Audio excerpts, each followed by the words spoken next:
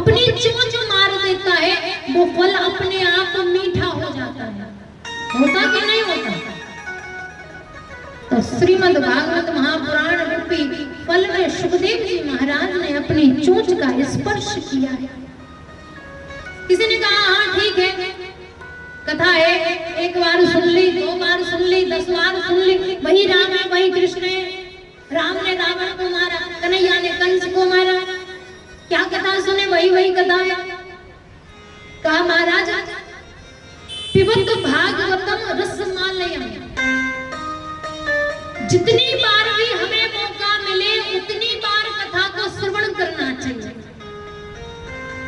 कहा किसी ने कहा कि हम तो थक गए, अब हमें कथा नहीं सुननी, कुछ अलग हो तो बताओ।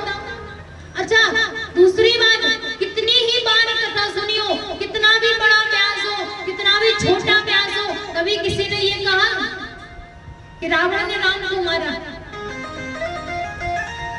राम जी ने ही रावण को मारा है, कन्हैया ने ही कंस को मारा है, फिर क्या सुने? क्योंकि बदलाव ही अच्छा लगता है, प्रकृति में भी परिवर्तन हो तभी अच्छी लगती है।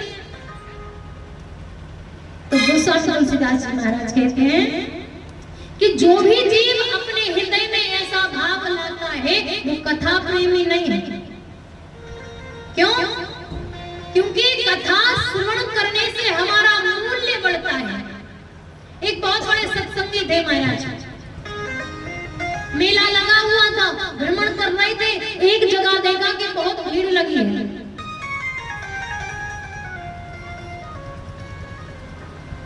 जिस प्रकार एक्सीडेंट हो जाता है महाराज, तो उठाते तो कम है, फोटो ज्यादा लेते हैं। तो उसी प्रकार भीड़ लगी है। कहा महाराज क्या हुआ? कहा ये विक्रय, मूर्तियों का विक्रय करने वाला है, 2 समान मूर्ति है, समान आकार की है, समान वजन की है, और एक का मूल्य 500 और एक का 5000। ऐसा कभी हो सकता है? मानो ये दुपट्टा है,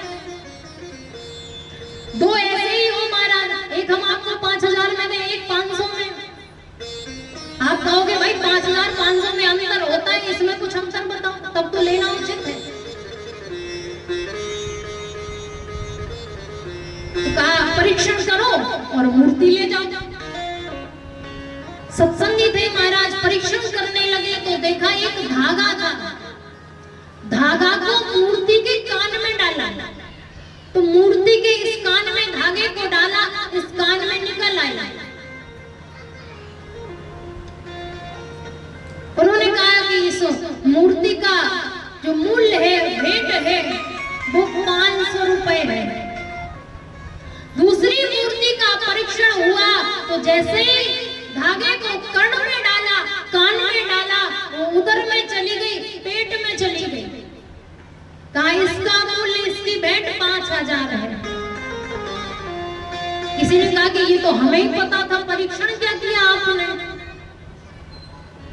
सत्संगी ने कहा महाराज जो भगवान की कथा को यहाँ से सुनकर यहाँ निकाल देता है, संसार में उसका भी कोई मूल्य नहीं है।